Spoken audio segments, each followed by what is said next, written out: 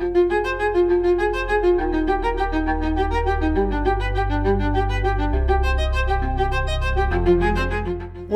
to the Proto-Future podcast, the world's first and most supremely opinionated enthusiast podcast for modern American passenger rail, transit, urbanism, walk and bikeability, inclusivity, and equity. This is Proto-Future Prologue Episode 3, Rochester, Minnesota. In this episode, I will detail the history of my long, slow, slippery slope of cognitive decline into modeling the near future.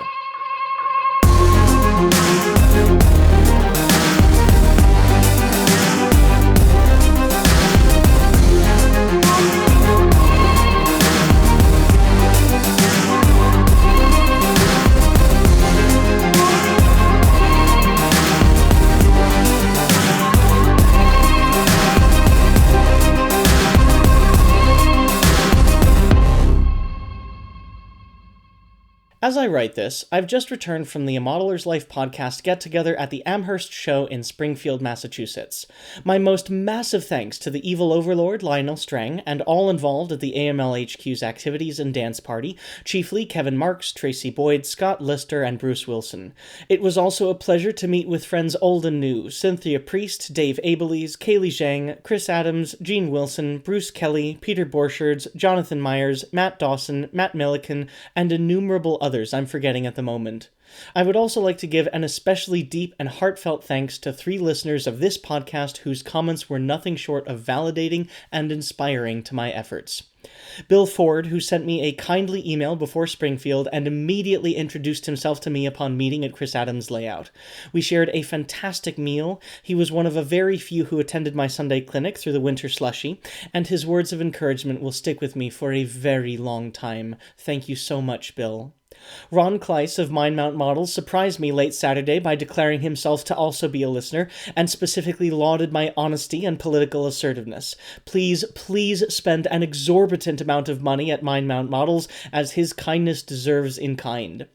And finally, to Steve Vaughn the Younger, whom I'm only now am pretty certain was that one listener whom all those years ago in January 2018 approached a baby, cisgendered, naive, and immature little me about the original BGT, complimenting me and inspiring me to restart the whole damn thing, continue this project, iterate on it, and lead me to where I am today.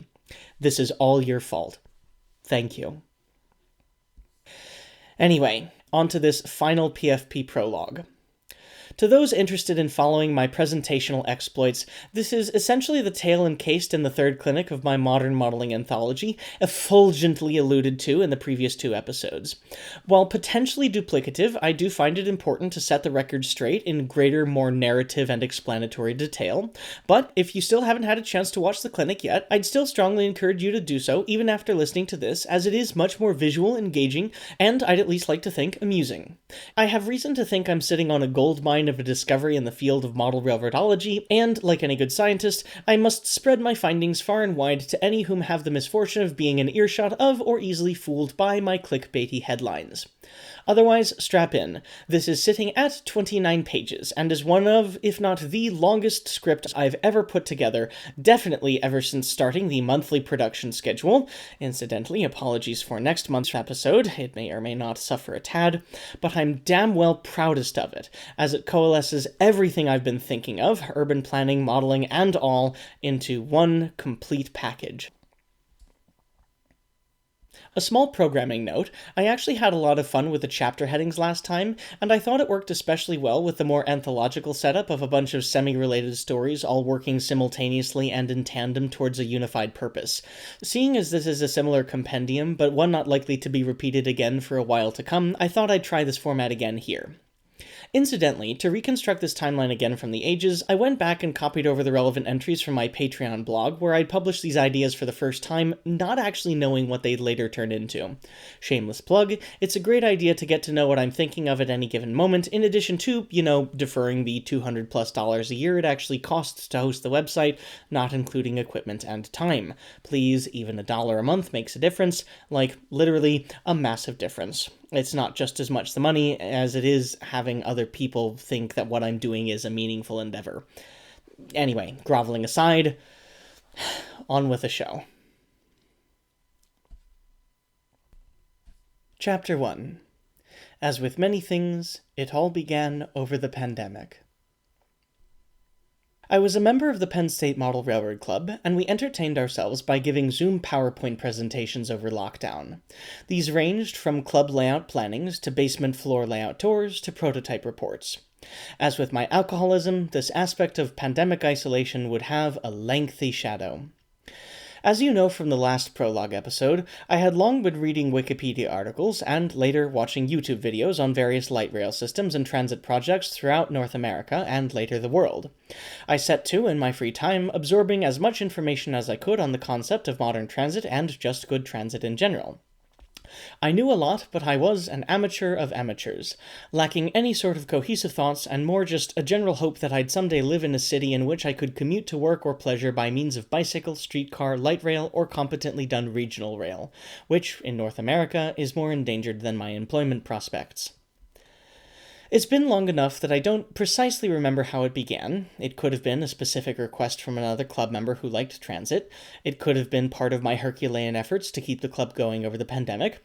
Or it could have been, and most likely was, succumbing to the extremest of boredoms. But those Penn State Model Railroad Club quarantine Zoom presentations finally encouraged me to professionalize my efforts. 130-odd slides later, and Modeling Modern Transit Systems was born, which I debuted publicly in October 2021 to NMRAX and in person at Indy Junction in May 2022.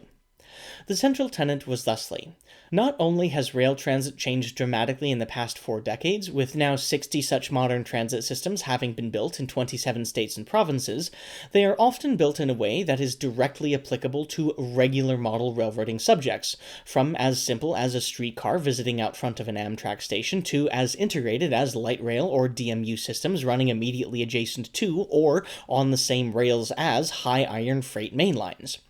Like any good science fiction writer, or in this case, near-future modeler, I must play fast and loose with the timelines a bit. To those whom are aware, Part 2 of my clinic series, Passenger Service is Prototypical on Small Switching Layouts, technically postdates Part 3. After Part 1, Modeling Modern Transit, I started the presentation depicting what I've subsequently called my Proto-Future ideas sometime in 2022. However, while the idea was there and the outline was written in full, the PowerPoint proceeded in only fits and starts, often hitting impenetrable roadblocks for months at a time. Simultaneously with this, my in-person debut of Part 1 at Indy Junction taught me something important. I had a branding problem. While my presentation was universally acclaimed to those whom did attend, dishearteningly few actually attended.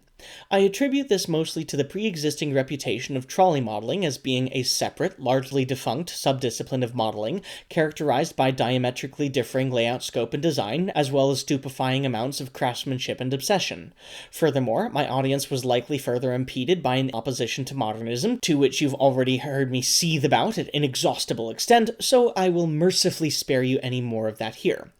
Thus, though the spine of my presentation was that light rail and DMUs run alongside things you already model, a presentation title of Modeling Modern Transit Systems wasn't doing me any favors in getting people in the door to hear that thesis.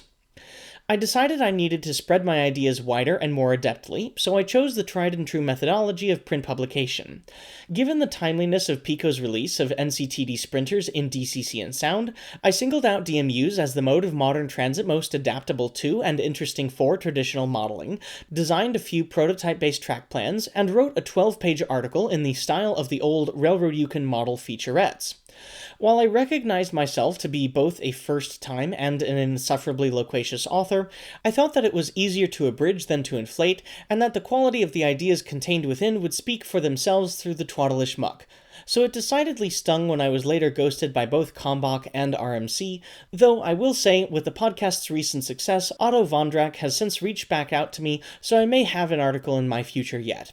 If you're willing to donate pictures of the Riverline, send me an email. Ah well, those boomers don't deserve me anyway, I thought at the time, and proceeded to resurrect my work by copying it over into a new PowerPoint, 1 paragraph per slide, and then spent practically all of my spare time in fall 2022 converting the text to image and debuting the 114 slide, much more sexily and clickbaitily named, Passenger Service is Prototypical on Small Modern Switching Layouts, to which I deceptively occluded the word modern in many a playbill, debuting at Springfield in 2023 to similar great acclaim. Being constructed after my grand idea arose, there is much more of my proto-futurism retconned into the conclusion of Modern Modeling Part 2, though mostly as a teaser to introduce the subject and whet appetites for what is to come later. But in the grand scheme of things, this is a mere side quest to my tale. Chapter 2. The Anywhere Railroad. Cycling back 3 or 4 years, the Penn State Model Railroad Club was at the time, and still is, building a layout in HO scale. But I was not. At the time, I largely modeled an ON30. Yes, same track gauge, but no, different loading gauge and era, thus different models. If I wanted to run my trains on the club's layout, I needed to buy fully new trains exclusively for the club. As initially a modeler of 1890s O-scale narrow gauge, but now looking to literally anything post-1950s HO scale, the world once again was my oyster. But what to buy? An F unit, a GP38, a -9, and, more importantly, what road name? You see, I lived in central Pennsylvania. While I'm not a native central Pennsylvanian, nor have I lived here for anything but grad school, in the intervening years I've explored every single county of the Commonwealth by motorcycle, and also explored most boroughs and townships over 15,000 residents in population to explore a population-weighted view of the state as well. But as much of a post hoc association with the Commonwealth I might have, I always knew it to be temporary. The work never ends, but graduate school does. So it would be a poor idea to buy an HO-scale locomotive lettered for a hyperlocal shortline, or hell, even Norfolk Southern, as there would be absolutely no guarantee that, wherever I would go next for a postdoc or later professorship, said local shortline, or even Norfolk Southern, would be even remotely in the local zeitgeist. My initial idea was to letter a freelance locomotive for the Titusville, Indiana, Tipton, and Southern, number 80085, whilst a friend lettered one for the Allegheny, Susquehanna, and Southern, number 455. But then a presumably much less offensive idea hit me. Why not choose a railroad which lacks a geographic association, something like a GATX or FERC's leasing unit, or a shortline conglomerate like Genesee and Wyoming, R.J. Corman, or SMS Lines, or the much less appealingly named Patriot Rail?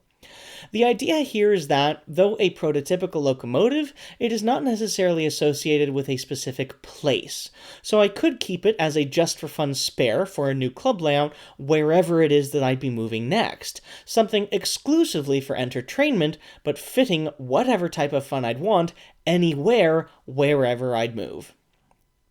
But while this idea of a prototypical model floating location was coalescing, 3 things happened at once. First, I became aware that a European manufacturer, Electrotren, spelled with a third E, released a married train set of Talgo passenger cars in HO scale. Then Bachmann released its scrumptious models of the Siemens Charger locomotives. And finally, I dug back through my internet archives and discovered a link to an old Shapeways model for an Amtrak Cascades wing car. Oh my. Chapter 3. Spirited Series 6s. To understand how these things fit together, we have to go back a ways to my time in the Pacific Northwest and step away from modeling to discuss prototypes. Again, for the second time in as many Prologue episodes. As you inevitably remember from the last PFP episode, Amtrak Cascades is one of Amtrak's most popular corridors outside of the titular Northeast, offering 10 daily pre-COVID round trips between Seattle and Portland, with 2 each extending to Eugene and Vancouver, correct, not to be confused with Vancouver, Washington, and plans for several more. Cascades was a 1990s state-sponsored consolidation of a mishmash of routes of similar scope but heterogeneous and unnavigable names and heritages. But the thing for which Cascades will forever be known is its rolling stock. 4 Talgo train sets, Spanish-built, married coaches that passively tilt around corners through an ingenious mechanism that puts the axis of rotation floating in free space above the car body, allowing the train to tilt around corners through simple centrifugal faux force, sans automation or complex mechanics, and allowing you to eke out an extra 15 miles per hour of speed limit on any given track segment without any sort of modification to the right-of-way. Though they were known to be rough riding and occasionally wobbly, that was a result of the individual manufacturer's choice for one axle shared between cars instead of a 2-axle truck and insufficient sway dampeners, not the fault of the passively tilting technology or the train set concept, and to that end, these errors were mostly corrected in subsequent renditions, the Series 8s. Most uniquely, Cascades will be remembered by modelers forever for 3 distinct features. Firstly, their color choice. With a distinctive livery of evergreen, espresso, and cream, Cascades warmly associated itself with both its landscape and the local culture. Mossbacks, as Pacific Northwesterners are called, are an outdoorsy and cappuccino-craving bunch, so a paint scheme harkening to their sylvan and caffeinated preferences immediately intimated the train with the local environment, personal and natural. This does much more than can be said for Amfleets, or worse, Horizon coaches, sterile syringes of the supremely creative silver circle or gray square variety, which could care less for whither in the world they are. Does your region have a unique identity? Yes? Well, tough luck. It doesn't matter to us at Amtrak. Secondly, their bidirectionality. While the benefits of bidirectional trains are obvious to most modelers, inasmuch as you don't need to turn trains and can depart from a station in any direction in as little time as it takes the engineer to walk from one end of the train to the other and flick a few switches, freeing legacy stub terminals from their infrastructural confines, such can only be done if the opposite end from the locomotive has a cab. This has historically been solved in the least attractive way possible, either not at all, or by robbing Amfleet-esque metroliners of their traction motors and even passenger-carrying capacity, just for the cheap excuse of a control stand in the vestibule. In my humble but irrefutably correct opinion, the blunt ends of a coach does not a cab represent, and insults the viewer as an inescapable and thoroughly inelegant bootstrap. Europeans have long solved this problem by building locomotive-style cabs into their trailing coaches, such that the prime mover of the train is distinguishable only to the trained eye, pun intended. Cascades, however, along with a few other routes throughout the years, preempted this conundrum by means of a most unique solution. They took decommissioned F40PHs, kept the control stand, but filled the fuel tanks with concrete, gutted the prime mover, and added roll-top doors to each side to turn the formerly mechanical compartments into a baggage car. It is thus that an aged relic of cubist railroading became a minusculely more modernized cab baggage unit, or cabbage. Not only was this a unique solution to a common problem, it was an ingenious reuse of existing equipment and a continuity of form and history through to an otherwise revolutionary new archetype. But most importantly to the ethos of Amtrak Cascades was its wing cars. The first and last car of each Cascades Talgo, one a baggage, the other an enigmatically named power car, had something very special: curved vertical fins on either side of the car's roof, raising the profile of the passenger cars behind to that of the locomotive and the cabbage ahead. This was the 1990s, so F59 PHIs were in, largely due to a voracious lack of competition. These were taller and more uniquely styled, the smoothed-out successor to the parent F40PH on the other end, one of the last dying gasps of EMD before its tattered shreds were consumed by Caterpillar and later Progress Rail. To note, the F59 was so tall as to match fully double-deckered superliners. But 2 stories the Talgos were not. In fact, one of their unique selling points was that they sat so exceptionally low to the ground as they negated the need for specialized raised platforms. So, how do you marry the height of a very tall locomotive to a half-height train set behind? With stylish sweeping vertical fins, said Amtrak designer Cesar Vergara. With absolutely no style, swagger, or intentionality at all, said every other American passenger rail designer before or since. And thus came a blip of beauty. 4 Cascades train sets were built in Evergreen Espresso and Cream. Uniquely, a 5th was built in Surfliner Blue, Black, and Silver, initially intended for use between Los Angeles and Las Vegas, but most annoyingly, Nevada didn't follow up with state funding, so the Lost Vegas Talgo sat unused for several years near Blaine, Washington, was then purchased by WashDOT, repainted, and cannibalized for its first and second class cars to lengthen the existing 4 train sets. The only leftovers were the 2 wing cars and the bistro cars, which sat for the majority of their life unused in Seattle's Soto Yard in a pitiful petite trimer, a 3-car trainlet to nowhere. 2 more Talgo train sets with better crashworthiness were ordered in the early 2010s. Let's take a moment to say fuck you to Wisconsin Governor Scott Walker and any dipshit who voted for him, and also anybody who ever voted for any Republican ever. But these new Talgo Series 8s lacked the wing cars and replaced the cabbages with an ugly duck-billed cab car, so needless to say, while still operational today, they're dead to me. Chapter 4. Which one? Which one? Anyway, back to my own modeling. Previously, on G4 Babbles About Industrial Design, we had the 3 necessary components to make a model of the Cascades Talgo, the new Bachmann Charger locomotive, the Electrotrain Talgo train set, and the Shapeways 3D printed wing car. Despite my amateurish scratch-building abilities, I could now make an homage to the most inspiring diesel passenger train to ever ply North American rails, period. But if you'll recall, the only reason why I was building or buying a diesel train was for club layout purposes. And if you'll recall, I was building something geographically untied, such that whatever effort I put into it, it wouldn't subsequently be wasted if I moved to a new place.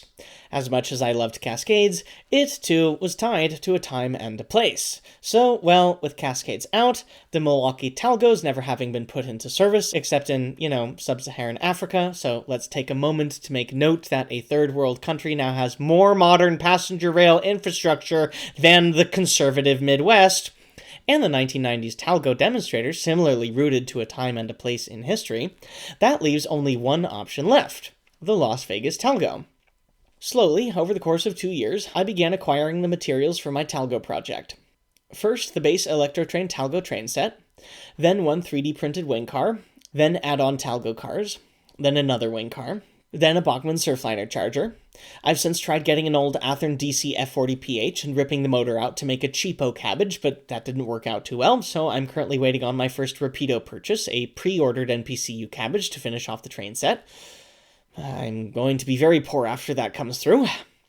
But originally, the plans were to truly stick to the Las Vegas Talgo in the original Surfliner colors. Maybe pretend a light alt history that it was bought by bracket State Department of Transportation of wherever I move to next, close bracket, to complete the aforementioned excuse of a geographically decoupled train set just for fun.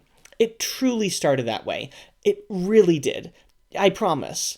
The idea that it effectively became, well, that actually predates my construction of the train set itself. Chapter 5. Alt History. Long ago, I read an article from the Seattle Transit blog on December 28, 2015, the height of STB content, entitled, "We Need More Options Across the Mountains." That was an exceptionally snowy year, and Washington state has precious few east-west routes over the Cascades, so, the article suggested, why not offer a new rail alternative, which is usually more weather-resilient and significantly safer in adverse conditions than driving your own private hockey puck down a steeply graded bowling alley of death. In brief, it proposed that, if we already have several Amtrak Cascades train sets running north-south, Vancouver, Bellingham, Seattle, Portland, Salem, Eugene, why not take one and run it east-west over the old Empire Builder route, Seattle, Ellensburg, Yakima, Pasco, Tri-City, Spokane, during more amenable and daylighty hours than the current midnight-ish Empire Builder schedule? This would provide a second daily frequency, if you count the Builder as daily and not nightly, between Seattle and Spokane, restore service to major eastern Washington cities which lost it dozens of years ago, and, if it proved successful, why not resurrect the old Milwaukee Road right-of-way between Ellensburg and Ritzville for an even more direct route between the major end cities that, all of a sudden, would now become time competitive with driving? This is a brilliant idea. Like, so literally perfect, why hasn't it been done yet? Again, it's orange pilling a la Not Just Bikes. The train sets exist. Most of the old stations exist. The tracks are underutilized due to low tunnels. It's practically perfect. The only reason why we don't have a daylight train between Seattle and Spokane is because state officials instructed dispatcher not to let the train turn left at Auburn towards Stampede Pass. It's infuriating and just so dumb. At the time, being as young, high-minded, and inexperienced as I was naively hoping to someday start planning a dream layout. But living in Washington, with so many people modeling various north-south cascading rail routes of the Northern Pacific, Southern Pacific, Union Pacific, Great Northern, or any number of fully copy-and-paste logging railroads of otherwise indistinguishable character, I got a sense it would be wiser to find a way to set myself apart in the local modeling scene, rather than do something that had been done 50 times before in a 50-mile radius, just in different colors. So the idea came to me. Why not model this new east-west Seattle-Spokane route, but as the modern passenger train? I was hopeful it would be built, but why wait around for it? Since it would effectively be a prototype-based route, just plus a train station here or there, I could use actual track arrangements straight from Google Maps. And why not prototypical traffic flows as well? But now I could have a purpose of route across the entire layout. It wasn't just a slice of random freight railroad with some freight going from here to there and some freight going from here to elsewhere. Now it was a journey from Seattle to Spokane, linking the undergrads in Gonzaga and Central Washington University to their family, linking the Querio living in Capitol Hill to their family back in the Tri-Cities, linking the suburban Tukwillans to their weekend getaway at the Yakima Trolley Museum, or the Manhattan Project National Historic Site in Hanford, or the wineries along the Columbia River. And all of this helps the freight too. Obviously, there'd be the normal freight running back and forth along the hypothetical layout, but something special happens to it when confronted with all the passenger trains. For one, as I've certainly alluded to before, the passenger trains make it more exciting. You get more bang for your layout, track, and operator buck. More, faster, and more frequent trains bouncing back and forth of each end of the layout, creating more importance, intrigue, and snafus for each equivalent stretch of track compared to a freight-only layout. Hell, it's even better than the equivalent transition-era layout, as modern passenger trains have a greater emphasis on frequency and on-time performance than practically any time outside of the 1900s, so you see them more often and get even more excitement than the same stretch of track 50 to 70 years ago. But I'd also argue it helps the layout to come more alive. If you have a freight-only layout, sure, you can write on the waybills that this car is carrying coal for the power plant, and that car is carrying wood poles for the new power lines, but how much does that really matter to the layout if the people on it sit in front of the drugstore on a bench, licking ice cream, forever unmoving? Are they really benefited by that power moving through those power lines supported by those power poles? But if you run a passenger train, suddenly you get a sense of the life of the layout itself too. In much the same way as I love riding trains through a bunch of different real-world cities to see how that city flows, you get a sense of the flow of your own layout as well. Where, when, and how a passenger train on your layout moves shows the importance of that movement to your miniature world. And you can make your miniature world become more alive by giving it that sense of importance and movement. All you have to do is schedule a passenger train along it. The specifics of how that train moves communicates what's going on in that community. You don't have to animate the movement of the figures or automobiles at all, just the activity of the passenger vehicles we already have control over, the passenger trains, shows that something of a specific, communicable importance is happening. And I think that translates into the mind of the operators and viewers. All of a sudden, that's not just coal to a power plant or a log to a power line. That's the stuff that goes to power the existence of the people that live in this world, the people that you just saw, just now, on the train that passed by over there. It makes the layout makes so much more sense. It's no longer just a slice of the capitalism economy side of the world, but the whole world, as it actually is outside. On this note, it's honestly funny to me how many people model railroads, but never actually any part of it that they themselves ever actually live in. Sure, you can cross at this level crossing here, but where's your office building overlooking the yard? Where's your commuter rail station? Where's your parking lot outside the grocery store you go to? Where's your park where you visit for picnics with your family? Where's your hiking and camping trail overlooking the railroad's mountain pass? Where's the segment of state highway where you try to pace the trains when they pass through? Where's the you in your railroad? Or why do you never choose to model a railroad with you in it? Why are the trains so segregated in our thoughts? The rails are for the economy and the roads are for the consumers. That's so bleak. That's so 90s. We're like 30 or more years past from that. We can do better.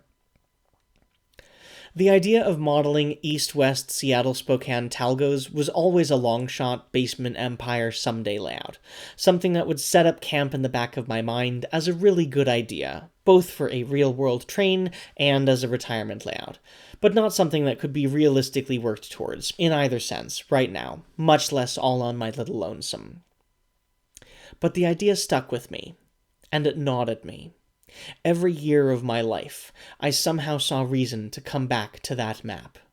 The train sets existed, the tunnels underutilized, the stations vacant.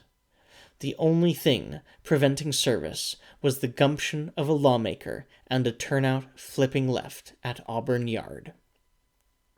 It was haunting. Chapter 6. Ukrainian State Railways.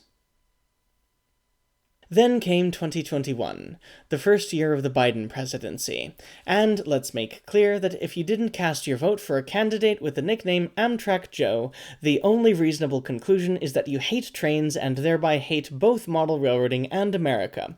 Please, leave this hobby. You are not welcome here. But, anyway, after years, decades, lifetimes spent praying to the gods that American passenger trains would finally get their due, and even remotely begin to resemble a European network that would actually be cared for by elected officials in measure to how much we cared for and loved it and wanted to use it, we had a president by the nickname of Ukrzaliznytsia Joe in office, and the tension was palpable. In the lead-up to the bipartisan infrastructural bill, which, incidentally, is the single largest climate bill to ever be passed in all of human history, advocates were fantasizing about new projects, state DOTs were dusting off old environmental impact statements, but Amtrak was no slouch itself, and put together the impressive Connect Us project, which collated every planned rail expansion, from more frequencies at existing stations to extensions of lines to fully de novo greenfield routes which Amtrak has never ever served before in its half-century of history, stations which haven't seen a wheel turn in 2 or more generations, if ever. This is a tactic pioneered by the Seattle Subway, a spin-off advocacy organization of the Seattle Transit blog, which was able to put together and pass a ballot initiative bringing a mere $54 billion to build a regional light rail network in Seattle, rather than just one line. Incidentally, it's worth noting that this very example is one such way in which the western states are better than eastern states. Ballot initiatives. For the very simple hurdle of acquiring signatures, ballot initiatives allow voters themselves to directly usurp the elected lawmakers and come up with legal policy the lethargic apparatus of party politics wouldn't be able to do on its own. I cannot recommend this enough as a foundational pivot point of transit activism. If you care about trains in your community but your state doesn't allow ballot initiatives, start here. The motivation behind this strategy is simple. In voting, you need the buy-in of everybody in a taxation district, but to vote on a single line means it only benefits people in the few nearby neighborhoods that line would serve, and it is thus unlikely to pass. People in far-off neighborhoods think, why should I pay money to help those people but not myself? So, to solve this illogical but simple issue, the Seattle Subway decided to propose a ballot measure that would bring light rail to most neighborhoods of the whole city and outlying suburbs all in one go. Therefore, you didn't have this neighborhood voting no on that neighborhood's transit and that neighborhood voting no on this neighborhood's transit. Instead, you had every neighborhood united together with every other neighborhood to fix the whole damn system all at once in a single move that benefited everybody. So too, as with the Seattle subway, did Amtrak make Connect Us, a map that showed investment in trains could benefit practically everyone, and man, did it seem to spur a national conversation. Practically every news outlet, large and small, was talking about it. It was astonishing how much press it drew. Their companion website discussing each individual route with daily frequencies and runtimes certainly added to the mix. And in thinking of future-ward modeling opportunities, the options were endless. The Northeast Corridor would finally be properly upgraded. It'll have West Coast equivalents, California High-Speed Rail, and Brightline between Los Angeles and San Francisco, and Los Angeles and Las Vegas, respectively. There will be multiple daily trains between Tucson and Phoenix, as well as a likely rerouted Sunset Limited at a second daily frequency between Phoenix and Los Angeles. There's the long-awaited Front Range passenger rail from Cheyenne to Denver to Pueblo, possibly Albuquerque. The mythical Texas Triangle will be completed from Dallas, Houston, San Antonio, Austin, and Fort Worth, with a possible leg being by high-speed rail in cooperation with Texas Central, which will have through ticketing with Amtrak, and there will be a series of overlapping Heartland routes with improved Fort Worth to Oklahoma City frequencies, as well as options from Oklahoma City to Wichita, Newton, and Kansas City. Multiple trains will go to the ever-so-undeserving Badger State. Let's take a moment once again to say fuck anyone who ever voted for Scott Walker, or just any Republican generally. A route to Green Bay, the long-awaited diversion to Madison, and multiple lines to Minneapolis, one via Eau Claire, and the other on the existing Empire Builder route. The Gopher State gets its own Northern Lights Express, 8 trains a day between Minneapolis and Duluth, 3 new lines from Chicago, 1 to Toronto via Detroit, 1 to Rockford, Illinois, and the last to Iowa City via Iowa, with possible extensions to Cedar Rapids or Des Moines, several in the eastern Midwest, a return of the Kentucky Cardinal from Chicago to Indianapolis and Louisville, and another to Cincinnati, the resurrection of the 3 Cs, Cincinnati, Columbus, and Cleveland, and an interesting idea I haven't heard much of until this proposal, or admittedly when I myself emailed the Biden administration prior to the announcement of the Connect Us plan, so I'm going to take credit for, you know what, let's just say the entire Connect Us plan, why not? A Lake Erie shore runner going Detroit, Toledo, Cleveland, Erie, Buffalo. The Northeast will get its fair share too. The Downeaster will get an extension from Brunswick to Rockland. Concord, New Hampshire will get a new route from Boston. The Ethan Allen Express already opened its extension from Rutland to Burlington, and hopefully soon the Vermonter will get its own from Burlington's suburbs to Montreal. Importantly, Boston to Albany, which serves Massachusetts' other major-ish cities, will get frequency upgrades from its currently 1 east-west train a day, which is even more pathetic when you consider the fact that Springfield gets 22 north-south trains a day between Amtrak and Connecticut's Hartford line, and Boston gets 38 north-south trains a day from just Amtrak alone. For some reason, Amtrak wants to run its own train along the Long Island Railroad to Riverhead, but it will also likely open new lines from Penn Station along the Lackawanna Cutoff to Scranton, as well as through central Jersey to Allentown and from Philadelphia to Reading. The Southeast will be getting incredible improvements compared to its presently mixed offerings. Virginia's titular runaway services will see improvements to Norfolk and Newport News, with an extension from Roanoke to Blacksburg. North Carolina will see a rerouting of existing long-distance services from Richmond directly to Raleigh, negating a backwards dogleg via Selma. It will also get improvements to the Raleigh to Charlotte Piedmont, with new routes or extensions on either end to Wilmington and Nashville. Georgia made bank on this map, with Atlanta going from 1 train a day each way to a dozen. The Crescent route will be getting an upgrade with multiple trains daily from Charlotte to Atlanta and Birmingham, and a new train will branch to Montgomery, and another route will complete the Southern Cross by going Nashville, Chattanooga, Atlanta, Macon, and ending in Savannah. The Gulf Coast will get a Baton Rouge, New Orleans, Mobile corridor, and finally, no slouch on its own Florida work, Amtrak will improve service along existing routes between Jacksonville, Orlando, Tampa, and Miami, with, I may note, many more intermediate destinations than Brightline, as well as, I may note, many more intermediate hours. There are also many other routes under serious consideration not listed in the Connect Us map, including several long-distance routes, such as a return of the City of Los Angeles, Pioneer, or Olympian Hiawatha, as well as many other city corridors, but I'm already running long. Especially to someone considering a futureward passenger corridor, this multitude of options was beyond tantalizing. But remember, this was just for fun, right? A far-off fantasy layout. Though, what about my current modeling projects? Chapter 7. A Sense of Dread. I genuinely did, and still do, love steam locomotives. In part because I've fully been indoctrinated by elderly issues of the hobby press I got my mitts on in libraries long ago, I fully fell for small New Englandy short lines, for narrow gauge in the Rockies, for westward pushing 1880s frontier towns, for sidewinding loggers on the Pacific coast, or bluntly for any steam locomotive anywhere, or any short line, any narrow gauge, any old-timey train, and any logging railroad. I fully enjoy the concept of a steam locomotive leading a small train along a small branch line through the Berkshires or Green Mountains, and it is a legitimate subject to model. These overbuilt branch line empires had many small, frequent passenger and freight trains which interchanged with each other and provided dense, dynamic operations in quaint areas. I fully enjoy the concept of quirky narrow gauge railroads winding through the tight canyons of the Rocky Mountains, and this is a legitimate subject to model. These charismatic railroads were technological marvels of their day, beating the odds of impossible terrain to extract valuable resources from incredible environments, with model railroads depicting the conveyor belts of industry. I fully enjoy the concept of a railroad on the frontier serving western towns, and this is a legitimate subject to model. Especially now, in an era of greater and deeper understanding, there are even more stories to tell from a multicultural perspective than have ever been told before, in a period which is already universally regarded as a dynamic and intriguing time. Never mind that their short locomotives and cars allow for trains to be dwarfed by scenery as dramatic as their tails.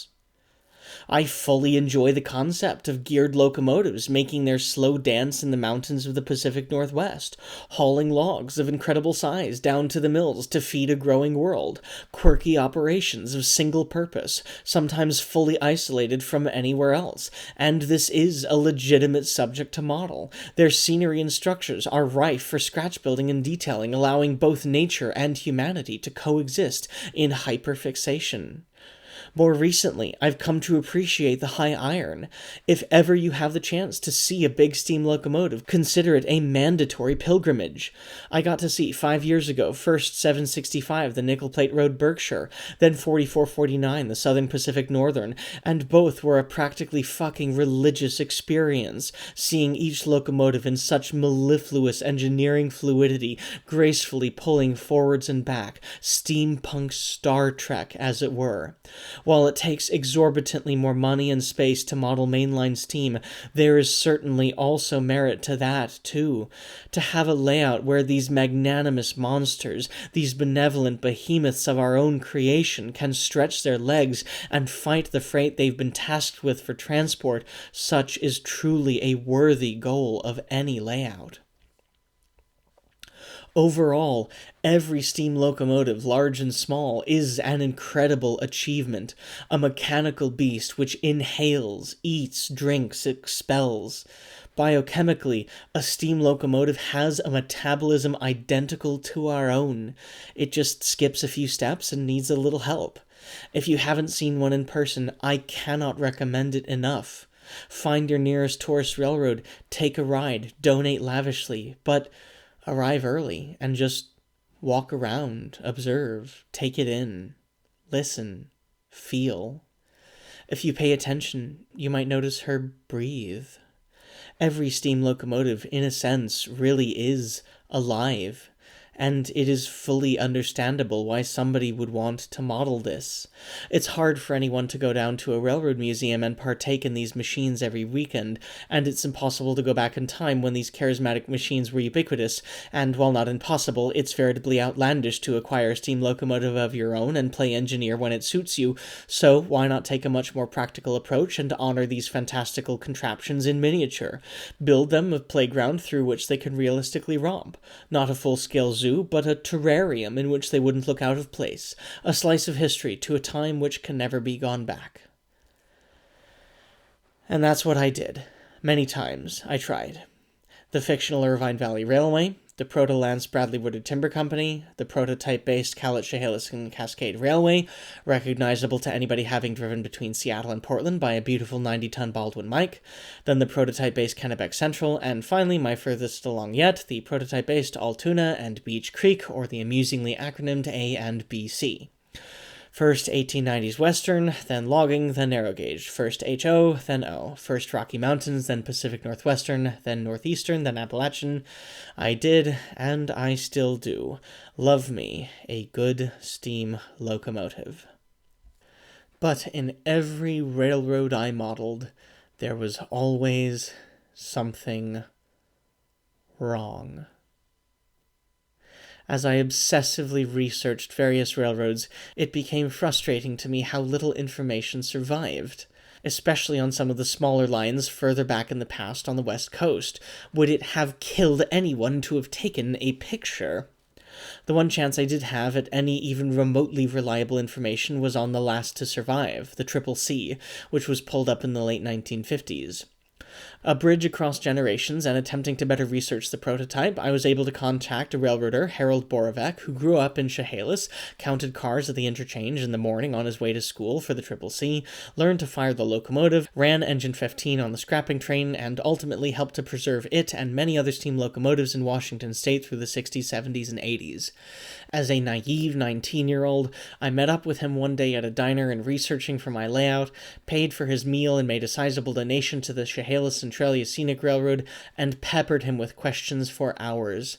I still distinctly remember asking him what color the ballast was, and he responded immediately deadbeat, green, implying a weedy unkemptitude. It was a miracle he was young enough then and I was old enough now for this touchstone to be made through the ages. Had the railroad been taken up even 5 years earlier, poof, that's it. The history would have been lost to me. Forever. And that's the fault in the equation. No matter how much I loved these railroads, that love wasn't enough to stem their demise. Maybe the fault was in my love for backwoodsy branch lines, but every line always fell into decay. Either they were relics of a different era and were overtaken by changing times and automobility, or they were faulted from the start, the subject of over-earnest overbuilding, perpetually impoverished through the majority of their tenure.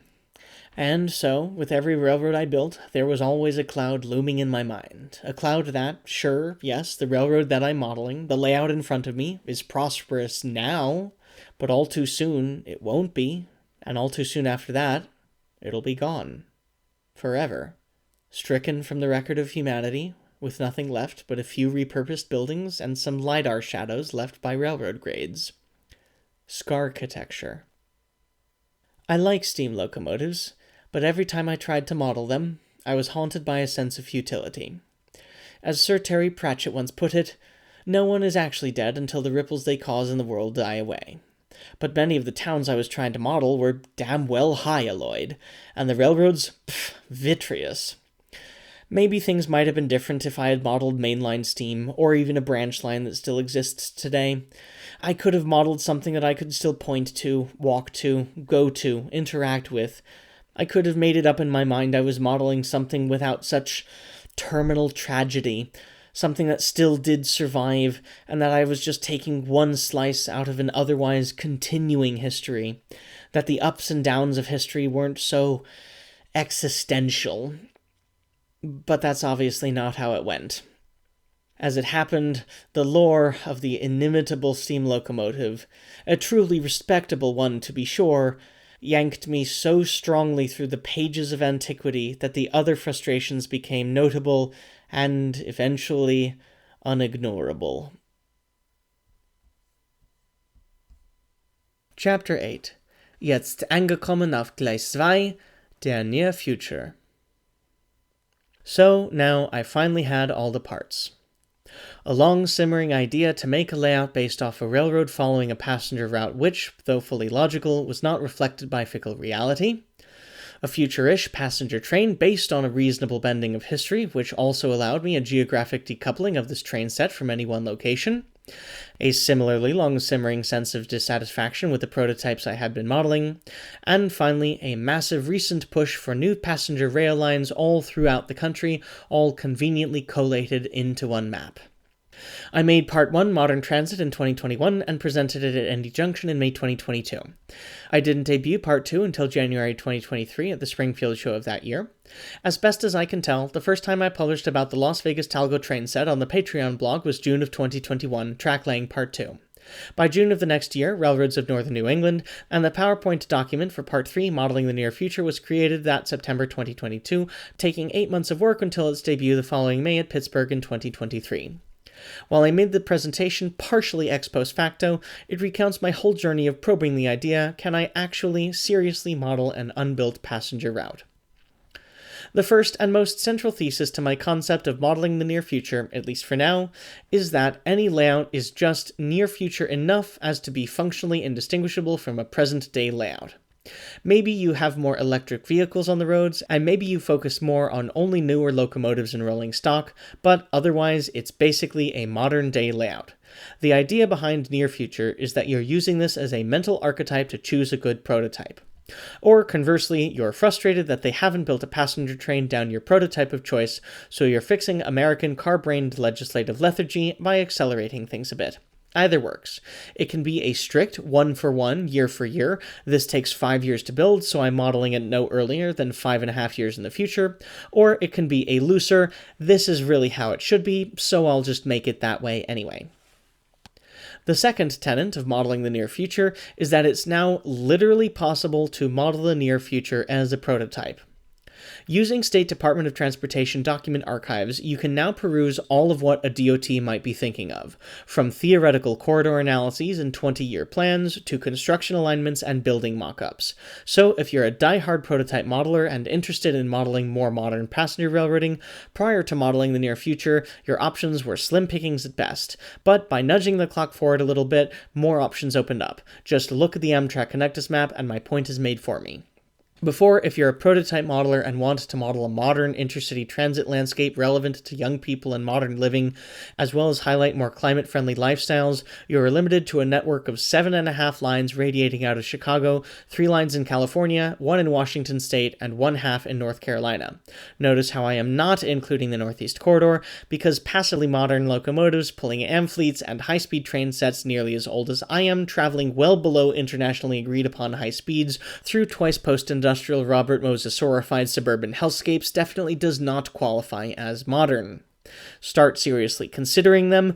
This one's too long for your space, that one's too light in traffic, you can't get enough equipment for that one in your scale, and so on, and that already small number plummets even more precipitously. However, look forward just a few years to the new routes under consideration, swap in the new Siemens train sets into existing routes, as well as boosting headweights to, at minimum, 3 round trips daily, and those meager 13 possible prototype city pairs balloon to well over 50.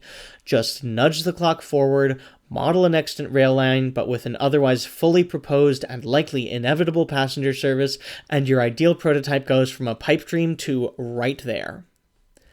Finally, the driving force for modeling the near future, as uninhibitedly explained in the previous 2 prologues, I think that modern frequent intercity passenger rail, as well as hyper-frequent urban rail transit in the form of regional rail, Stadtbahns, subways, light rail, and streetcars, both liberally supplemented by bicycling, long distance and short, as well as walking, are the correct most ways to go about designing human transportation and living.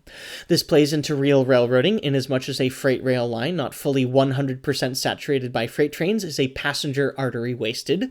This plays into model railroading, inasmuch as a model railroad without modern frequent passenger trains is an operating session more boring. And this plays into straight-up life by helping, at least in some tiny way, see what I did there, to dethrone fossil fuel-belching lifestyles from the mindset of the average citizen. With every person who runs a train on your railroad, who looks at a photo of your layout, who watches a video of your trains on YouTube, you're helping to chip away at this ossified car-brain American obstreperousness. And maybe, just maybe, the next time they need to take a trip, they, or you, will take the train or light rail instead. In general, do the best you can with what you have, where you are. This means always do your best with everything. We can have the things we enjoy, we can have our chocolate cake, but it means we should choose it to be Palestinian chocolate cake, not Israeli genocidal chocolate cake. The point is, don't stop trying to influence things for the better just because the thing you're doing is purely or even largely indulgent. Find a way to balance the recreational aspects of the hobby with a continued activism for the better. If there's a particular thing you like about trains, and you think that there should be more of that particular thing, then goddammit, why not make a miniature world with more of that particular thing? Test run that world in miniature and show everyone how that world would be with more of that thing in it. That's, after all, why architects build miniature models. In my own particular case, I've road-tripped a lot over the past few years, belching murder by dinosaur upon future generations by lack of other options, but walking radicalization brought on by the pandemic, anti-car radicalization brought on by becoming a motorcyclist, and rail transit radicalization brought on by realizing that Europe exists transformed me from a serial road tripper into a homebody, wondering every weekend not where I'd go, but if whither was worth the carbon emissions. It seldomly was. I cannot justify visiting small-town bumfuck-all-nowhere at the cost of climate arson. But I don't necessarily have to be trapped in my home. If I lived in, say, Chicago, I'd have options. I could, in fact, travel by a, squint really hard, European-ish style regional rail network. Still no Flughafen Express, but Crossrail Chicago ain't dead yet. But if I did live in Illinois, I'd now have access to the dozen trains on a half-dozen routes radiating out of Chicago Union Station, most with multiple departures daily, most now with modern European-style locomotives and amenities passenger cars. Now, wouldn't that be a way to live? So, overall, in the most utter briefs, the idea behind modeling the near future is not just to basically model the present, but in a particular way to better proto-freelance the present. It's not just to better proto-freelance a modern passenger route by opening up the number of viable prototypes by nearly an order of magnitude. It's mostly to model the present as it ought to be. It's an alt history. It's the present, but if the past had been done correctly. Not by car-brained, libertarian, self-absorbed, white picket fence-pilled, satanic panic-fearing idiots, but by people actually caring to improve their communities in an evidence-based, impact-focused, inclusively-minded manner. Making a model world as it ought to have been, not for the Reagan right and moral majority diversion our society took and the rest of the developed world largely didn't. Making a model world I would rather live in, rather than the real one I have to. Well, for now at least, unless I move to Germany. Which would be remarkably easy, because they just liberalized their immigration laws, allowing citizenship in as little as 3 years. Thank you, Feely. Fuck you, Texas. Chapter 9. Collateral Benefits. So, for all of my blatherings, how do we actually end up in, of all places, Rochester, Minnesota? Well, when Amtrak's Connect Us map came out, I examined a lot of routes by way of the OpenStreetMap, which I found more useful for prototype research than Google or other maps because, among other things, such as better labeling tracks and industries, OpenStreetMap comprehensively identifies each segment of railroad track, telling you which spur, branch, or subdivision it is a part of, something extremely useful for subsequent follow-up research, such as on the type and density of freight traffic that line sees, things you would want to know to evaluate the viability of a particular rail line for its modelability. I looked into a few fairly seriously. Chicago to Rockford was one that initially caught my eye because it was so short and achievable, but subsequent developments made that the municipal equivalent of stepping on a rake. Tucson to Phoenix, too, better initially, because on either end there were incredibly successful streetcar or light rails, as well as, major space-related universities I could possibly postdoc at, but Phoenix isn't exactly known as an urbanism or climate resilience mecca, although, to be fair, it is making great strides, especially with cul-de-sac. I personally didn't have too much of a connection to the Deep South, so that ruled out much of the Southern Cross, maybe Atlanta to Charlotte, because Charlotte is very young, hip, and has great and innovative light rail and streetcars, but it's still a long intercity passenger route with many more stations than can be done on all but the largest of home layouts. I stalled until I found the Northern Lights Express. 8 trains a day between Minneapolis and Duluth, but only 5 or 6 stations, and I think only 2 train sets. That's down into mid-size model railroad territory. Hell, more has been done with less, in smaller than 10 by 20, way back with a few adventurous twice or thrice arounds by John Armstrong. But in terms of strict prototype modeling, both the Twin Cities and Twin Ports have a mess of tracks, impossible to model faithfully. Moreover, the Duluth Station Museum doesn't exactly scream future, and at the time it was politically uncertain, so I didn't want to model a near-future passenger train for it to later be unceremoniously cancelled, and my model railroad to then forever remind me of a future which ought to have been, but then was rent asunder from us by self-serving idiot rurals. Finally, a look into the freight traffic of the line revealed it to have a series of low-lying bridges precluding intermodal traffic, resulting in only dull, infrequent unit aggregate traffic like grain and ore, and this is probably the only reason why MnDOT could have ever remotely gotten any freight railroad to consider a whoppingly dense passenger schedule over the line. Minneapolis is somewhat of an urbanist destination. It has, to my understanding, the highest number of bikeway miles per capita of any city in the country.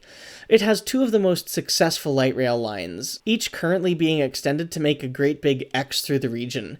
The only thing it's missing is a streetcar, for which one is currently under construction, and intercity passenger trains, for at least two are under development, the NLX being one. Oh, and did I mention the NLX would connect with the Northwoods, a major outdoorsy destination? Or that it has a major molecular biology and space-related university, only the 17th best in all of human history, and a majorly active NMRA division. It's pretty much as perfect a place as I could ever possibly hope for. Literally, I made a spreadsheet, and it floated to the top, and I'm certain I'll turn that spreadsheet into a main sequence episode sometime soon. So imagine how devastated I was that the NLX wasn't the perfect modeling subject I was hoping for all along. Literally everything else I was looking for in my life was pointing me to the North Star State. At this, I became slightly demoralized, and spent a few months adrift. But I didn't let go of all the work I'd put into research, or the PowerPoint presentation I'd already started. Despite never having lived in Minnesota, despite never having lived within 900 miles of Minneapolis, despite at my closest having lived 3 states away from Minnesota, I all of a sudden happened to know an astonishing amount of the local and regional transportation infrastructure. And with this knowledge came expertise. And with this expertise came my quintessential irate frustration. Fair warning, this is about where you start to need a map.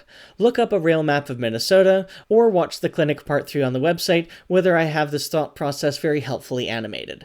The following gets quite intense with geography, and that's taking into account the segment just a few minutes ago when I named just basically every city in the US over 500,000 people.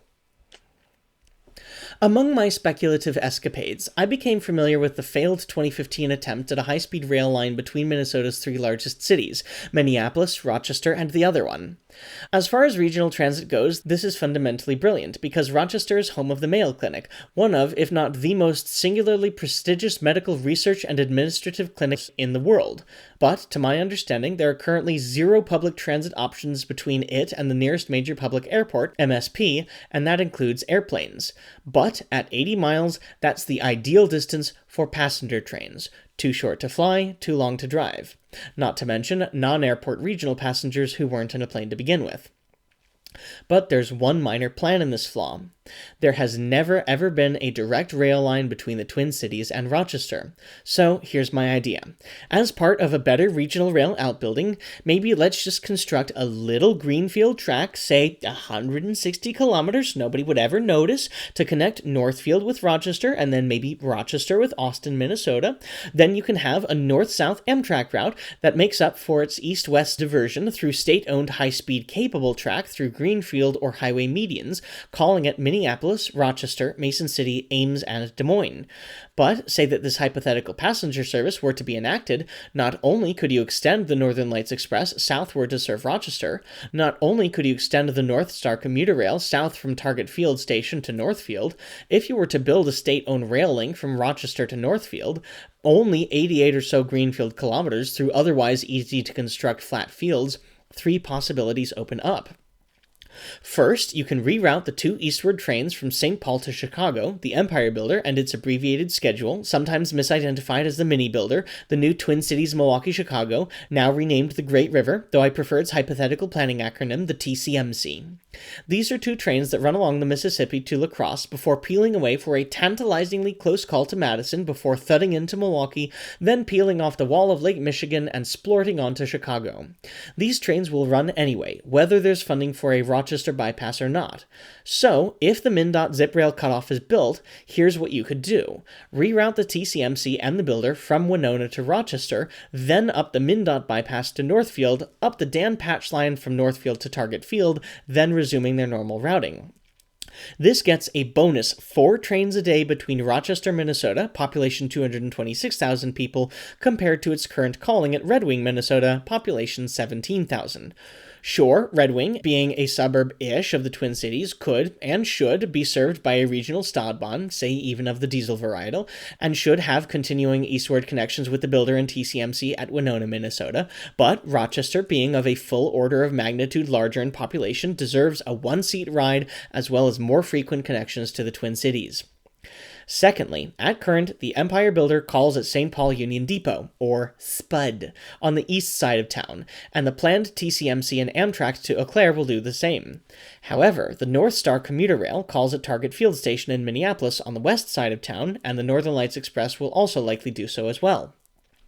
While these two stations are connected by the Green Line of Metro's light rail, they're over an hour apart of lugging your suitcase off the train, up the platform, out of the station, to the light rail, then getting a separate fare, navigating to the clear other side of town, through another station, down another platform, and onto another train. This is a far cry from the same station or even cross-platform transfer offered by many a Hauptbahnhof in Europe. This is a problem begging to be solved, especially now in the planning phase. So, if ZipRail to Rochester was built and the builder and TCMC go to Northfield, they could turn right and go back to Spud, or they could turn left and up the reactivated Dan Patch line, which, as aforementioned, is the natural extension out of Target Field Station for the North Star and regional mobility. Thus, presto, with this one project, you get yet another bonus benefit and solve the Twin Cities' split regional rail hubs by consolidating everything into one station, Target Field. The third thing that occurs is on the freight side. To my understanding, there is significant freight congestion in the St. Paul area yards.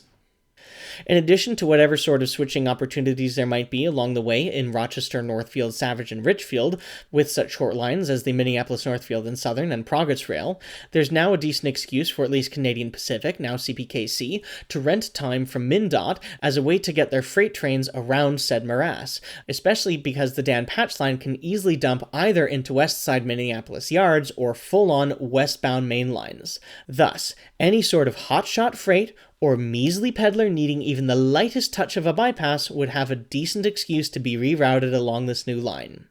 For being a small 7x14-foot layout focused on a single passenger station, I now have a decent excuse to run as dense a freight Gatling gun as I ever could want. For every alt-history NLX Talgo, there's an intermodal double stack. For every Siemens Midwest corridor train set, there's a grain train. For every Empire Builder, there's a manifest freight.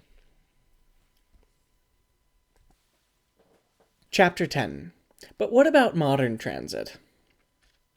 Well, if there's one thing I've learned from Europe, it's that every station should have intermodal connections. A station driven to is a station wasted. Rochester is currently building a bus rapid transit system, and the scientific literature proves that BRT develops less ridership per dollar spent, per revenue hour, and per operator hour. So it makes sense they will someday recognize this error and will upgrade it to a rail transit system. Thus, naturally, out front of Rochester Station will be a streetcar/light rail system, served by Siemens S70s whenever Bachmann comes out with those. Or alternatively, I can have those 3D printed. But here's my favorite idea, my most truly ingenious insight.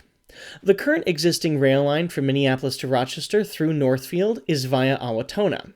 To build a greenfield high-speed rail line from Northfield direct to Rochester bypasses the upstanding citizens of Owatonna.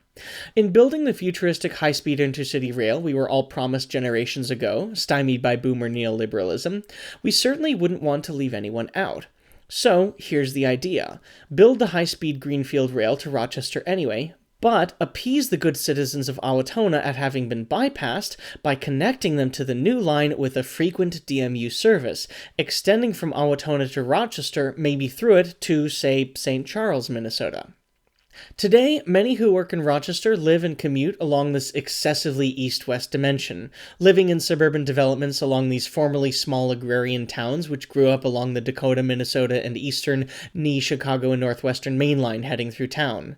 Thus, taking this and future growth into account, it makes sense to connect these towns together as suburbs, but in a more sustainable, walkable, transit-oriented manner, such that doctors, nurses, support staff, and secondary service and retail workers can live in quieter, potentially more affordable distal communities, but be reliably connected with the major central community and its employers with, say, 15-minute service during peak, half-hourly headways throughout the day, and absolutely no less frequently than hourly throughout the night, 365 days a year, to guarantee transit accessibility and car-independent lifestyles for residents of these communities. As transit advocates say, frequency is freedom. Additionally, as far as model railroading goes, whilst I might be a bit of a passenger rail fanatic, I recognize I might want to touch more intrigue than from one staging yard via one of two directions to one station. So, on the main level, and this isn't in the clinic on the website yet, I only just thought of this idea in October, I'll have to update it someday, I'll have the DMUs continue eastbound around the backdrop to a terminal station in St. Charles in a small, tight switching puzzle, likely of a granary, maybe with a food processing plant, a small electric arc furnace for steel recycling, or some interesting and future green industry like an electric bicycle or solar panel factory, also all ideally right next to a hip, renovated industrial beer garden. But if I get yet further bored with a passenger train heavy line, I could have the DMU continue westward from Rochester, arc around the room once more the other way and up to a second level. Maybe it could continue its run to Owatonna with an operations and maintenance facility, maybe a suburban park and ride, maybe I could fight that trend with a nice walkable terminus in downtown Owatonna, but the main purpose of this extension would be several larger freight industries along the way and several small switching districts in Owatonna, maybe run by a short line conglomerate like Progress Rail, Genesee and Wyoming, or Minneapolis, Northfield, and Southern.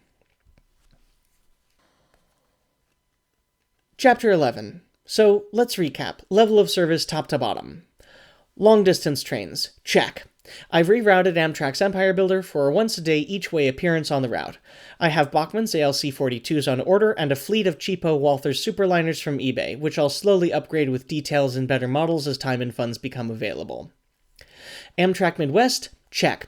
I already have a Bachmann Midwest Charger, and I'll be waiting on pre-orders of the 4 modern Siemens Charger passenger cars. For the time period I'm modeling, arbitrarily set 20 years in the future, so, from the birth date of the idea, Rochester, Minnesota, 2043. These cars will already be showing their age, so I'd imagine that they'd be relegated to secondary service, so in this case, once a day between the Twin Cities, Rochester, Ames, and Des Moines, Iowa.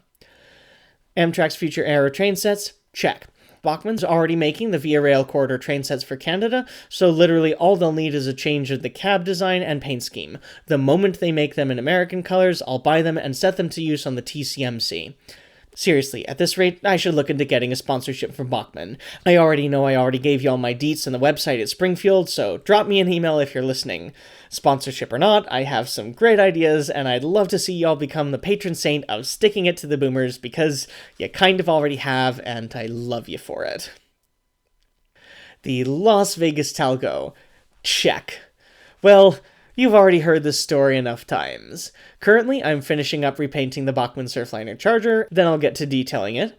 I have the 2 wing cars and 2 regular cars of the train set fully completed, and I'm halfway through repainting the remaining 5 intermediate cars, so soon enough I'll have a 9-car train set. Now that I have a production line set up, it'll be trivial to order an extra car or 2 or 3 or 4 off eBay and bring them up to a full prototypical 13-car train set, or as long as my Rochester layover track will allow. I should probably stop writing or recording this, go down, and actually measure how long it is. And yes, by the time period of this layout, this particular train set would already be well past its prime, but we can imagine that it would have been rebuilt by Beech Grove once or twice or thrice, and really it is such a distinctive and futuristic train set that it really wouldn't be out of place.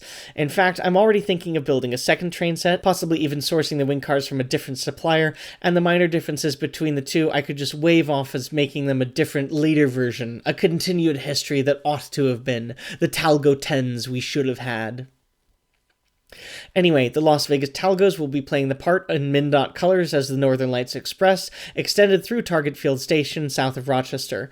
Seeing as it's a slightly supra-regional line connecting Minnesota's 1st, 2nd, and 5th largest cities to the north, Minneapolis, St. Paul by light rail, and Duluth, it would make sense to extend it south and connect the 3rd and 4th largest cities, Bloomington and Rochester, as well, in addition to the 10th, 14th, 15th, 17th, 19th, 20th, 29th, and 30th, Blaine, Burnsville, Coon Rapids, Apple Valley, Edina, St. Louis Park, Andover, and Savage, respectively. But who's counting?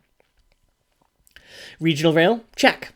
historically called commuter rail and now called Stadbahns or RERs, depending on its routings through the city. I'll be upgrading the North Star to all-day service, maybe even all night, and extending it to St. Cloud like it ought to have been all along. If I someday have a larger layout, it would make much more sense to extend the North Star only to Northfield and make it really only a true metro area system, but for the purposes of this layout, Athearn already made the cars and locomotives, and I already bought them off of eBay, so I may as well have the line extended a little further. MnDOT can coordinate the NLX and North Star schedules to further optimize frequencies between Rochester and the Twin Cities, or even more theoretically, can reroute the NLX through Target Field and the North Star through Spud, restoring bi-metro regional service. But that's off layout. DMUs? Check. With the bulk of the layout's final 2-deck formed focused on switching areas in St. Charles and Owatonna, the DMUs will similarly make this trek, stopping everywhere the freight does. And, much like a good freight train, the DMUs will be interchanging passengers with the outside world at the interchange track, Rochester Intermodal Station. Light rail? Sigh. This is the one technology I haven't been able to fully integrate into this otherwise astonishingly accomplished 2.2 by 4.4 meter operation. If I ever extend the layout north to Minneapolis, the Dan Patch line will run adjacent to the Southwest LRT extension of the Green Line for a few dedicated right-of-way stations, and I'm certain I could build in an LRT to NLX cross-platform transfer for at least one of those, and automate the LRT for some beautiful pacing along the rest.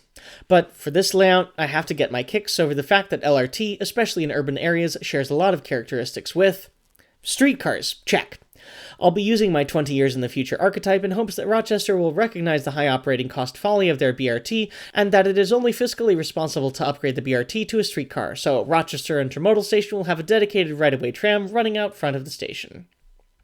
So, in summary, with a fully rational, logical, and entirely possible, if currently politically infeasible, tweak to the regional transportational infrastructure, just 55 greenfield miles, and a few dozen or more high-speed upgrades to existing track, we are not talking California high-speed rail here, and bringing modern trains to our grandchildren's grandchildren for the cost of an entire subcontinent's GDP, and then taking this tweak and making other existing transit projects in the region respond to it, I all of a sudden have a reasonable excuse to run practically every single passenger train I could ever want to through a small passenger station on a medium-small layout in only 7 by 14 feet.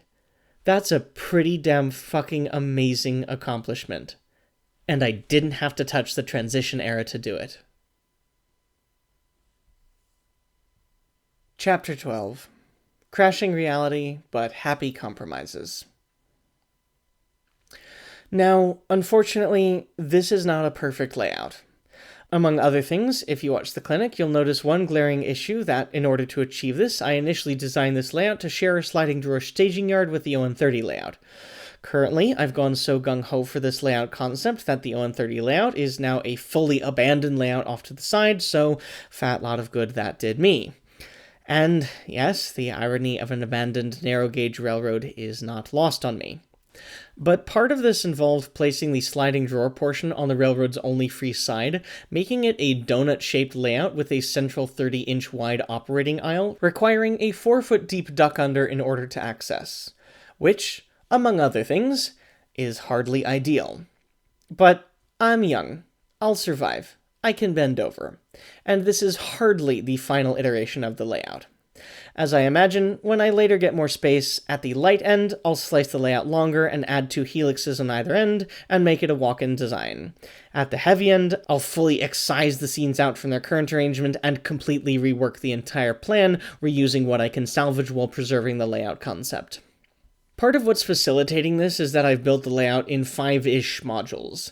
The 3x11-foot sliding drawer staging yard, 2 2x6-foot turnback modules, a 1x5x11-foot ascent module, which will feature the MnDOT tracks running down a highway median, while the other direction's tracks sneak beneath the foreground highway lanes, and then the 5th module of 4x11 feet floating above the sliding drawer staging yard holding Rochester itself. I've made all the modules' benchworks separable, but I've laid the tracks contiguously over it, so when I do move, it should just be as simple as dremeling over the tracks at the joints and yanking whatever scenery I've laid down apart, as well as clipping the wiring underneath. I haven't made it portable so much as transportable. Worst case scenario, I move to Europe, create the 2 most important modules, salvage the track from the others, and then up and move what I can, dumpster the rest, and start again. At least I'm starting from something, and I won't be restarting from nothing. Still, I have wasted a lot of money on ON30 though. Anybody want to buy it? An unfortunate aspect of all of this, I am, at current, a bit of a lone wolf modeler. Partially my own doing, partially that of being in a small, more remote college town, partially other things. I don't have a local operating or construction crew, nor do I think that's necessarily a bad thing at the moment. Maybe this will, at some later point, nucleate into a larger basement filler which will necessitate a village to care after it, but that point is not now and not yet. That fact leads into several interesting implications. Firstly, I do not have a fully fleshed out operating scheme or plan. The first operating session will likely be of the persuasion of, I want to see the Empire Builder now. So, in a sense, for all of my bemoaning over the past, what am I up to? 24 entries, not including the 2014, 15-ish stillborn version with Nathan, that you should always design for prototypical operations, here I am effectively freelancing now, right? Well, not quite.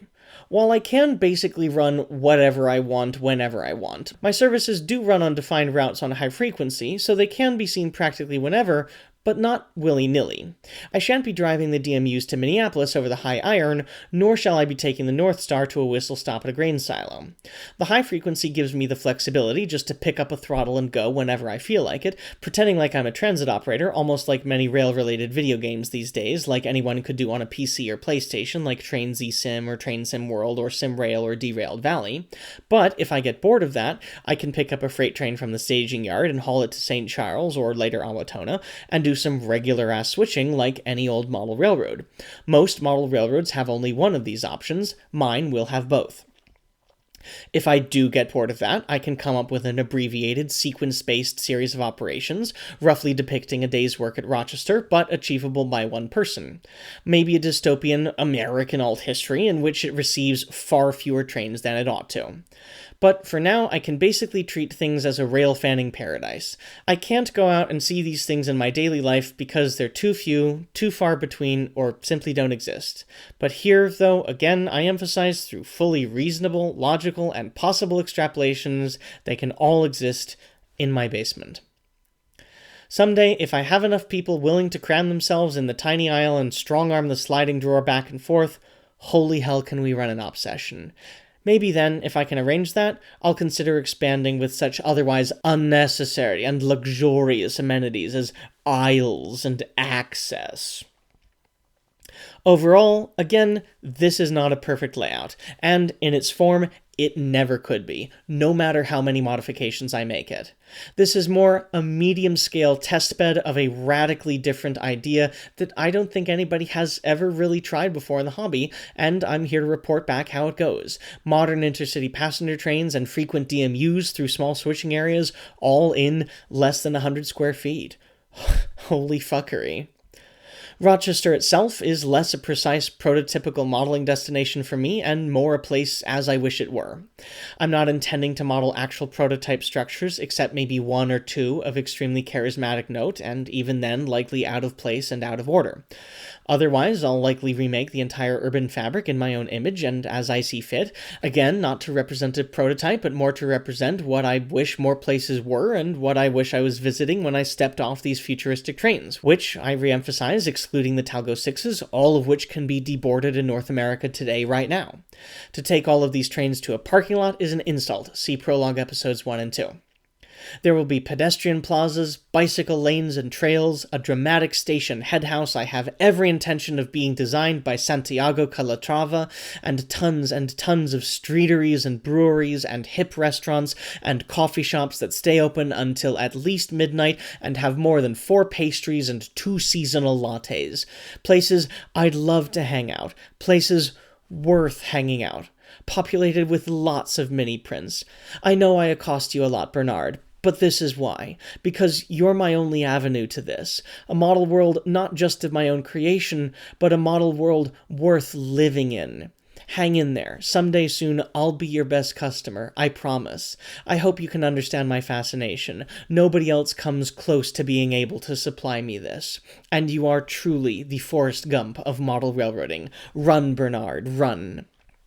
So, in sum, Rochester, as I envisage it, isn't just a specific place as much as it could be an any place. Not a generic place, which could be an anywhere, but a place which everywhere should strive to become. The type of small town which I'd happily live in. An ideal, solar punk, climate-friendly future to which everywhere should aspire. Until that point, however, small-town America shan't be getting any of my tax money so long as small-town America has anything less than 5 Amtraks a day. Each way.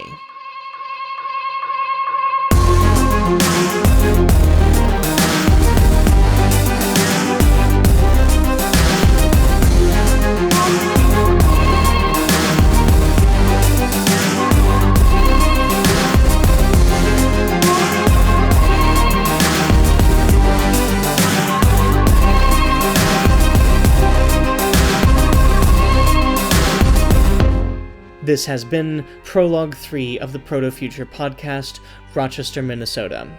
The theme music is Spark of Life by Benjamin Lazarus through Tribe of Noise.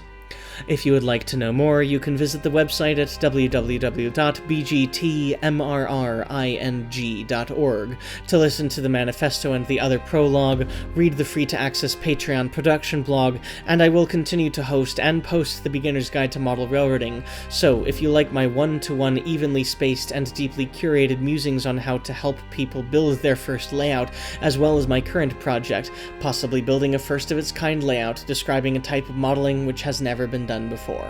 Please consider donating on the per episode basis to help defer hosting and equipment costs, because this shit is fucking expensive.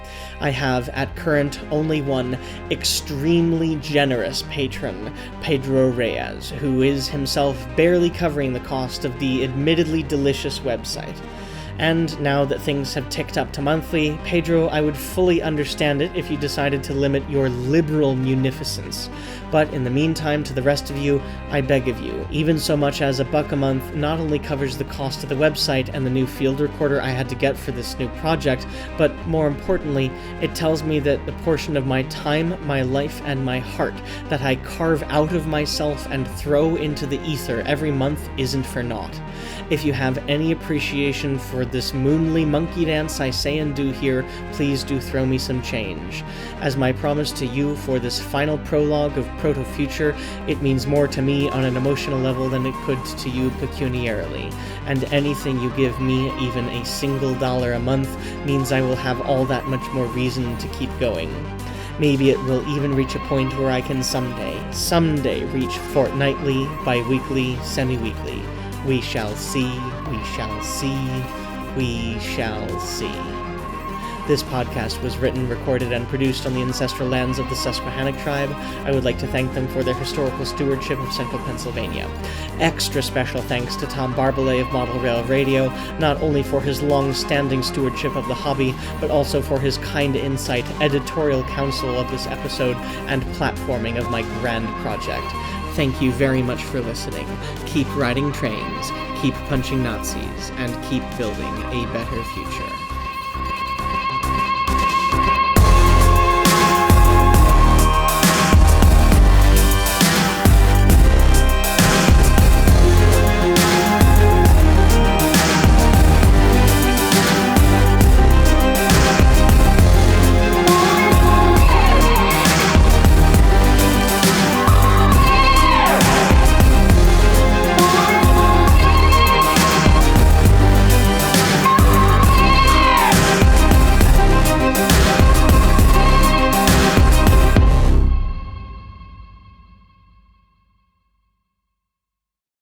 Here's a behind-the-scenes clip for you. The original audio file for this episode was 2 hours and 36 minutes long. Since it took so much out of me to record it all in one go in order to try and keep the audio quality consistent and not sound like it was coming from multiple different recording sessions, it led to several sentences being cut just because I garbled some of the words and didn't notice it at the time. Here's an example. To my understanding, there is significant freight congestion in the St. Paul area yards, to the extent that Amtrak even once extended the end-to-end timing of the Empire Builder 3 yards just for Twin Cities area freight traffic.